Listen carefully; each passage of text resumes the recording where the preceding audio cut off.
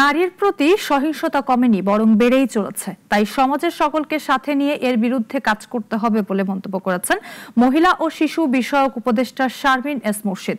সকালে সচিবালয়ে আন্তর্জাতিক নারী নির্যাতন প্রতিরোধ পক্ষ উপলক্ষে আয়োজিত সংবাদ সম্মেলনে এ মন্তব্য করেন তিনি বলেন, সামাজিক যোগাযোগ মাধ্যম সহ ডিজিটাল প্ল্যাটফর্ম নারী ও মেয়েদের জন্য নতুন নতুন ঝুঁকি তৈরি করছে এবং সহিংসতা বাড়িয়ে তুলছে।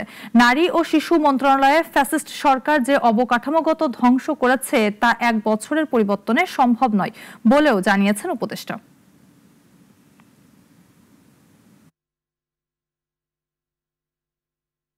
সহিংসতা নারীর প্রতি বাংলাদেশে কমেনি, বই বেড়েই চলেছে। কোথায় যেন আমাদের কাজটি আমরা ঠিকভাবে গুছিয়ে উঠছি না। এটা শুধু আত্মসমালোচনা নয়, এটি সমাজকে সমালোচনা।